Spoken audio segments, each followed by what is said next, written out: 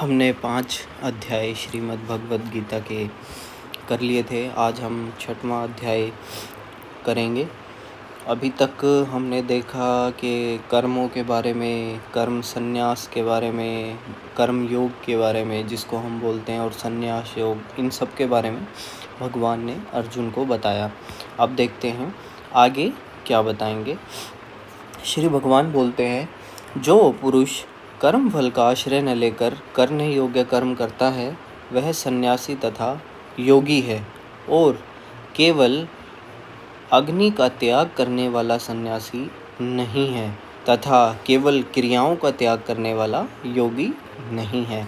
हे अर्जुन, जिसको सन्यास ऐसा कहते हैं उसी को तू योग जान, क्योंकि संकल्पों का त्याग न करने वाला कोई भी पुरुष योगी नहीं होता।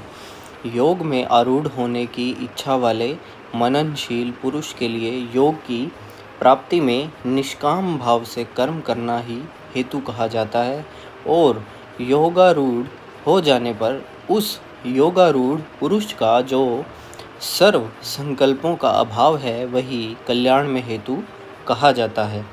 जिस काल में न तो इंद्रियों के भोगों में और न कर्मों में ही आसक्त होता है, उस काल में सर्व संकल्पों का त्यागी पुरुष योगारूढ़ कहा जाता है। मतलब जो योगी होगा ना, वो ये नहीं है कि हाँ सिर्फ उसने अग्नि का त्याग कर दिया तो वो योगी हो जाएगा, और जो कर्म करने वाला है वो अपने कर्मों का त्याग कर देगा तो वो भी योगी हो जाएगा, ऐसा भी नहीं है। ठीक है, ये समझाया है भगवान ने।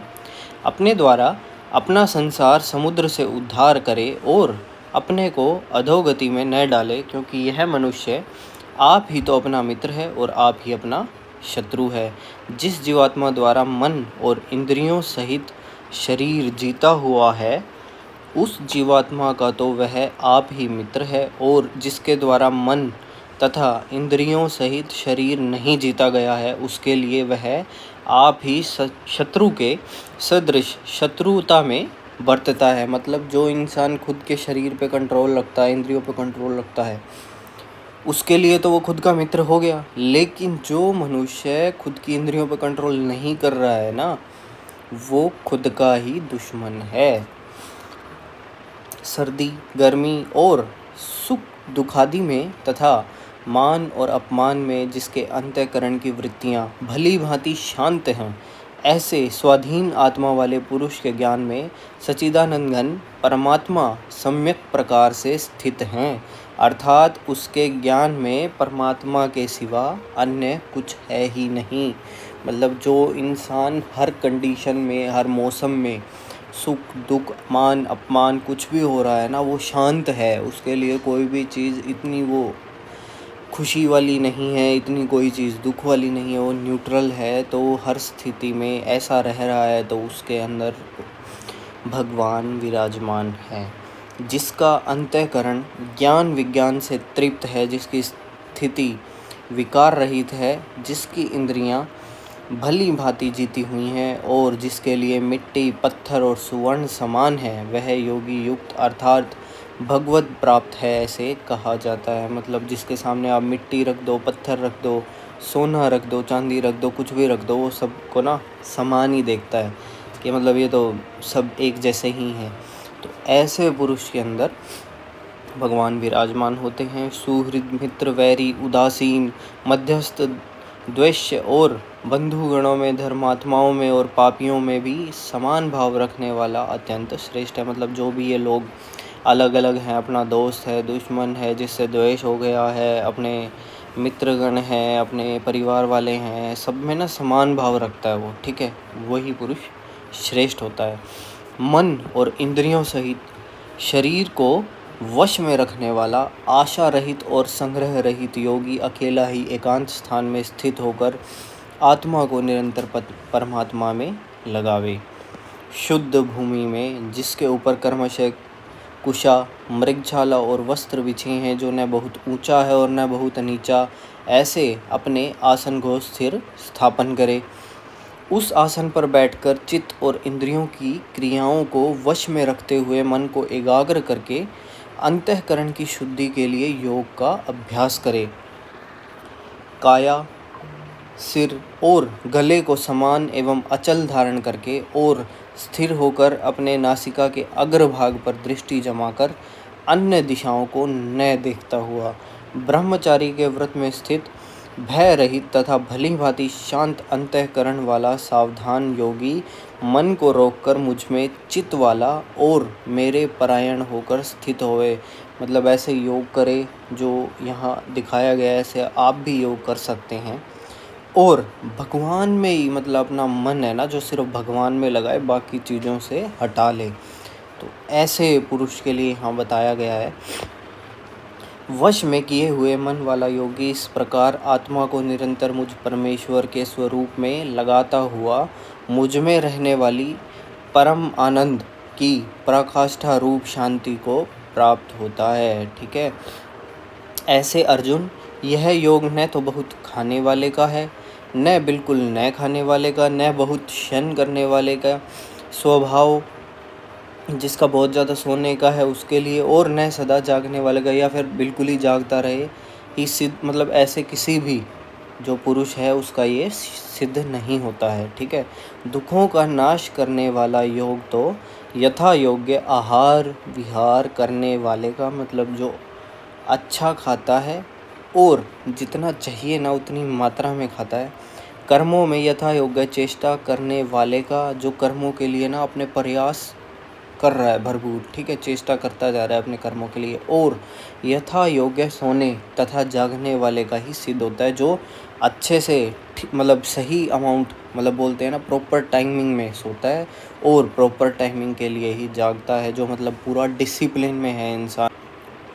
अत्यंत वश में किया हुआ चित्त जिस काल में परमात्मा में ही भली भांति स्थित हो जाता है, उस काल में संपूर्ण भोगों से सपरिहार रहित पुरुष योगा युक्त है, ऐसा कहा जाता है। मतलब जिस भी काल में अगर मनुष्य अपने आप को ऐसा कर लेता है, योग में ढाल लेता है, ठीक है, तो हम बोल सकते हैं कि वो योग युक्त है। जिस प्रकार वायु रहित स्थान में स्थित दीपक चलायमान नहीं होता, वैसे ही उपमा परमात्मा के ध्यान में लगे हुए योगी के जीते हुए चित्त की कही गई है। मतलब जिस तरह बिना हवा के दीपक, मतलब दिया नहीं जल सकता है ना, तो वैसे ही जो ये सब कुछ योग नहीं करता है, जो है ही नहीं ऐसा, तो उसमें परमात्मा नहीं हो सकते। ठीक है। मतलब ये नहीं है कि आप अब बोल देते हैं कि सब में भगवान है, ठीक है, ऐसा नहीं है, सब चीज़ों में भगवान है। जो मनुष्य ऐसा देख लेता है ना, उसके अंदर है परमात्मा। जो ये सब योग करता है उसके अंदर है परमात्मा। लेकिन जो बाकी सब है ना, जो इनसे अलग है, वो भगवान के अंदर रिसाइड करते हैं, लेकिन भगवान उनमें रिसाइड नहीं करते, मतलब भगवान उनमें नहीं है। योग के अभ्यास से निरुद्ध चित्त जिस अवस्था में उपराम हो जाता है और जिस अवस्था में परमात्मा के ध्यान से शुद्ध हुई सूक्ष्म बुद्धि द्वारा परमात्मा को साक्षात करता हुआ सच्चिदानंद घन परमात्मा में ही संतुष्ट रहता है। ठीक है। इंद्रियों से अतीत केवल शुद्ध हुई सूक्ष्म बुद्धि द्वारा ग्रहण करने योग्य है। जो अनंत आनंद है उसको जिस अवस्था में अनुभव करता है और जिस अवस्था में स्थित यह योगी परमात्मा के स्वरूप से विचलित होता ही नहीं, परमात्मा की प्राप्ति रूप जिस लाभ को प्राप्त होकर उसे अधिक दूसरा कुछ भी लाभ नहीं मानता, और परमात्मा प्राप्ति रूप जिस अवस्था में स्थित योगी बड़े भारी दुख से भी चलायमान नहीं होता। मतलब भगवान को ही मानता है वो, भगवान की मतलब उसको प्राप्ति हो रही ना, उससे बड़ा कोई भी प्रॉफिट लाभ है ही नहीं, बेनिफिट। ठीक है। ऐसा होता है वो, और किसी भी दुख से ना वो विचलित नहीं होता।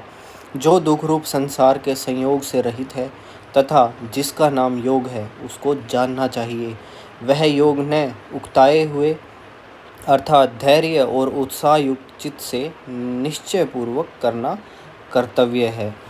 संकल्प से उत्पन्न होने वाली संपूर्ण कामनाओं को निशेष रूप से त्याग कर और मन के द्वारा इंद्रियों के समुदाय को सभी ओर से भली भांति रोक कर क्रम क्रम से अभ्यास करता हुआ उपरति को प्राप्त हो तथा धैर्य युक्त बुद्धि के द्वारा मन को परमात्मा में स्थित करके परमात्मा के सिवा और कुछ भी चिंतन न करे। मतलब धीरे धीरे, मतलब ऐसा नहीं है कि एकदम से वो बन जाएगा, धीरे धीरे उसको मतलब धैर्य धारण करना पड़ेगा और बुद्धि मन में मतलब अपने सिर्फ परमात्मा को लाना पड़ेगा और सिर्फ उन्हीं का चिंतन करना होगा।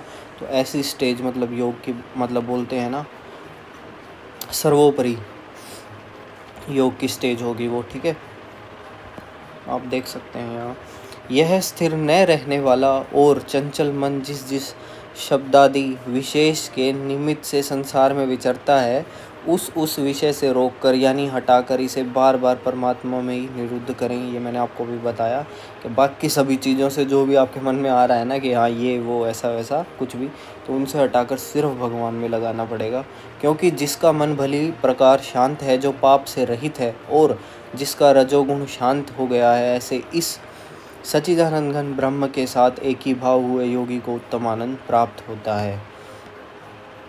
वह पाप रहित योगी इस प्रकार निरंतर आत्मा को परमात्मा में लगाता हुआ सुखपूर्वक पर ब्रह्म परमात्मा की प्राप्ति रूप अनंत आनंद का अनुभव करता है। मतलब भगवान को उसने पा लिया है ना, तो वो बहुत खुश रहेगा अपने आप में, क्योंकि उसे पता है उसने भगवान को पा लिया।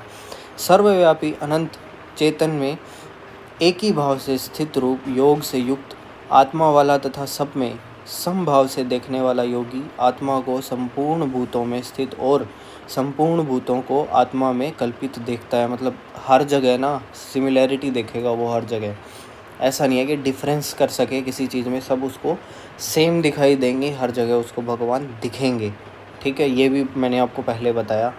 जो पुरुष संपूर्ण भूतों में सबके आत्मरूप मुझ वासुदेव को ही व्यापक देखता है और संपूर्ण भूतों को मुझ वासुदेव के अंतर्गत देखता है, उसके लिए मैं अदृश्य नहीं होता और वह मेरे लिए अदृश्य नहीं होता। मतलब ऐसे पुरुष के लिए जो सब में भगवान को देख रहा है ना, तो उसके लिए भगवान भी बोल रहे हैं कि वो मेरे लिए भी कभी मनुष्य अदृश्य नहीं है। मतलब उसकी कृपा रहेगी, मैंने आपको बोला उसके अंदर तो भगवान खुद रिसाइड कर रहे हैं, तो कैसे अदृश्य हो जाएगा, ठीक है। ऐसे पुरुष के लिए, जो पुरुष एक ही भाव में स्थित होकर संपूर्ण भूतों में आत्म रूप से स्थित मुझ सच्चिदानंद घन वासुदेव को भजता है, वह योगी सब प्रकार से बरतता हुआ भी मुझ में ही बरतता है। मतलब सब चीज़ों को कर रहा है वो अपने कर्मों को, लेकिन एक्चुअल में कर क्या रहा है वो भगवान में ही बरत रहा है, भगवान के साथ ही सब कुछ कर रहा है, भगवान ही उसके साथ सब कुछ कर रहे हैं, ठीक है। ये सब कुछ होता है एक्चुअल में। हे अर्जुन, जो योगी अपनी भांति संपूर्ण भूतों में सम देखता है और सुख अथवा दुख को भी सब में सम देखता है, वह योगी परम श्रेष्ठ माना गया है। मतलब जिसको लिए दुख सुख समान है, ठीक है, और जो भली भांति मतलब सभी मतलब जितनी भी नीचे आप देख रहे हैं ना आत्माएं या फिर जो भी है, तो उसके अंदर सिर्फ किसको देखता है, समान भाव से भगवान को ही देखता है। तो ऐसा पुरुष। अर्जुन बोले, हे मधुसूदन, जो यह योग आपने समभाव से कहा है, मन के चंचल होने से मैं इसकी नित्य स्थिति को नहीं देखता हूँ, क्योंकि हे श्री कृष्ण, यह मन बड़ा चंचल परमधन स्वभाव वाला बड़ा दृढ़ और बलवान है, इसलिए उसका वश में करना मैं वायु को रोकने की भांति अत्यंत दुष्कर मानता हूँ। बोल रहा इतना मुश्किल होता है मन को तो संभालना, क्योंकि ये तो चंचल है, ठीक है, बड़ा दृढ़ है और बलवान है। उसके बाद श्री भगवान बोलते हैं, हे महाभावो, निसंदेह मन चंचल और कठिनता से वश में होने वाला है, परंतु हे कुंती पुत्र अर्जुन, यह अभ्यास और वैराग्य से वश में होता है। जिसका मन वश में किया हुआ नहीं है, ऐसे पुरुष द्वारा योग दुष्प्राप्य है, और वश में किए हुए मन वाले प्रयत्नशील पुरुष द्वारा साधन से उसका प्राप्त होना सहज है। यह मेरा मत है। अर्जुन बोलते हैं फिर, हे श्री कृष्ण, जो योग में श्रद्धा रखने वाला है किंतु संयमी नहीं है, इस कारण जिसका मन अंतकाल में योग से विचलित हो गया है, ऐसा साधक योग की सिद्धि को अर्थात भगवत साक्षात्कार को न प्राप्त होकर किस गति को प्राप्त होता है। मतलब वो पूछ रहे हैं कि योग में तो श्रद्धा है, लेकिन बोलते हैं ना कि लाइफ में डिसिप्लिन नहीं है, उसकी संयम पेशेंस नहीं है उसके अंदर, ठीक है। हे महाबाहो, क्या वह भगवत प्राप्ति के मार्ग में मोहित और आश्रय रहित पुरुष छिन्न भिन्न बादल की भांति दोनों ओर से भ्रष्ट होकर नष्ट तो नहीं हो जाता? हे श्री कृष्ण, मेरे इस संशय को संपूर्ण रूप से छेदन करने के लिए आप ही योग्य हैं, क्योंकि आपके सिवा दूसरा इस संशय का छेदन करने वाला मिलना संभव नहीं है। मतलब आप ही मुझे बता सकते हैं कि इसमें क्या सही है, क्या गलत है। कंप्लीट डिटेल आप ही दे सकते हैं, आपके अलावा और तो कौन है। फिर श्री भगवान बोलते हैं, पार्थ, उस पुरुष का न तो इस लोक में नाश होता है और न परलोक में ही, क्योंकि हे प्यारे, आत्मोद्धार के लिए अर्थात भगवत प्राप्ति के लिए कर्म करने वाला कोई मनुष्य दुर्गति को प्राप्त नहीं होता। यहाँ भगवान ने देखिए मतलब साफ साफ लिखा है, जो भी मतलब अपने कर्म करता है ना, ठीक है, दुर्गति नहीं होती है उसकी। योग भ्रष्ट पुरुष पुण्यवानों के लोकों को अर्थात स्वर्ग आदि उत्तम लोकों को प्राप्त होकर उनमें बहुत वर्षों तक निवास करके फिर शुद्ध आचरण वाले श्रीमान पुरुषों के घर में जन्म लेता है। मतलब जिसने जो योग भ्रष्ट हो गया है ना, ठीक है, मतलब योग के अंदर उसकी इच्छा तो थी मैं कर लूँ, पर हो नहीं पा रहा, तो वो क्या होगा, वो स्वर्ग या फिर उस जैसे कई लोक हैं वहाँ जाएगा, ठीक है, और वहाँ बहुत वर्षों तक निवास करेगा शुद्ध आचरण वाले। फिर जो शुद्ध आचरण वाले होंगे ना, उस घर में जन्म लेगा, ठीक है। अथवा वैराग्यवान पुरुष उन लोकों में न जाकर ज्ञानवान योगियों के ही कुल में जन्म लेता है। मतलब जो पहले ही वैराग्य पुरुष है, ठीक है, वो ज्ञानवान जो योगी होते हैं ना, उन्हीं के कुल में जन्म ले लेगा। परंतु इस प्रकार का जो यह जन्म है सो संसार में निसंदेह अत्यंत दुर्लभ है। मतलब बहुत मुश्किल से मिलता है ऐसा जन्म। वहाँ उस पहले शरीर में संग्रह किए हुए बुद्धि संयोग को अर्थात समबुद्धि रूप योग के संस्कारों को अनायास ही प्राप्त हो जाता है। और हे कुरुनंदन, उसके प्रभाव से वह फिर परमात्मा की प्राप्ति रूप सिद्धि के लिए पहले से भी बढ़कर प्रयत्न करता है। मतलब उसके अंदर जो पिछले जन्म वाली थोड़ी बहुत उसने जो प्रैक्टिस की योग की, जो कुछ कमी रह गई थी, वो वहीं से स्टार्ट होएगा धीरे धीरे, क्योंकि उसके अंदर वो समबुद्धि है, ठीक है, वहीं से प्रयत्न करने शुरू कर देगा वो। वह श्रीमानों के घर में जन्म लेने वाला योग भ्रष्ट पराधीन हुआ भी उस पहले के अभ्यास से ही निसंदेह भगवान की ओर आकर्षित किया जाता है, तथा समबुद्धि रूप योग का जिज्ञासु भी वेद में कहे हुए सकाम कर्मों के फल को उल्लंघन कर जाता है। परंतु प्रयत्न पूर्वक अभ्यास करने वाला योगी तो पिछले अनेक जन्मों के संस्कार बल से इसी जन्म में संसिद्ध होकर संपूर्ण पापों से रहित हो फिर तत्काल ही परम गति को प्राप्त हो जाता है। मतलब जिसने पहले से बहुत ज़्यादा प्रैक्टिस मान लीजिए, योग मान लीजिए, सब कुछ जिसने किया है, तो इस जन्म में अगर वो कर रहा है तो उसका वो संभाव, मतलब बोलते हैं ना कि पिछले जन्म की जो माइंड के अंदर थोड़ा बहुत बचा हुआ था, समबुद्धि में जो ज्ञान था, तो वो उसके अंदर ऑलरेडी था और वो उसकी आगे प्रैक्टिस करता है और जल्दी ही परम गति को वो प्राप्त कर लेता है अपनी। और लेकिन जो मतलब पहले से तब भ्रष्ट था, जो भ्रष्ट उसमें चल रहा था, वो क्या करेगा, उसके अंदर भी वो है, लेकिन उसे भी फिर थोड़ा बहुत दिया जाते हैं झटके लाइफ में कि नहीं इस ट्रैक पे चल, नहीं इस ट्रैक पे चल, फोर्स होगी उसके ऊपर भी। अब उस पर डिपेंड होता है इंसान पे कि वो इस जन्म के अंदर वो सही कर लेगा या फिर से वही सब करता चलेगा जो उसने गलत किया है। योगी तपस्वियों से श्रेष्ठ हैं, शास्त्र ज्ञानियों से भी श्रेष्ठ माना गया है, और सकाम कर्म करने वालों से भी योगी श्रेष्ठ हैं। इससे हे अर्जुन तू योगी हो। मतलब बता रहे हैं भगवान के जो योगी होते हैं ना, वो सबसे श्रेष्ठ हैं। मतलब तपस्वी हो गए, जिनके अंदर शास्त्रों का ज्ञान है, उनसे भी, और जो कर्म कर रहे हैं ना अपना, उनसे भी श्रेष्ठ होते हैं योगी। संपूर्ण योगियों में भी जो श्रद्धावान योगी मुझ में लगे हुए अंतर आत्मा से मुझको निरंतर भजता है, वह योगी मुझे परम श्रेष्ठ मान्य है। मतलब जो योगियों के अंदर भी जो बोलते हैं ना, वही मतलब पूरी अपनी श्रद्धा, पूरा अंतरात्मा जिसकी भगवान के लिए ही है, तो भगवान के लिए वो श्रेष्ठ मान्य हो जाते हैं।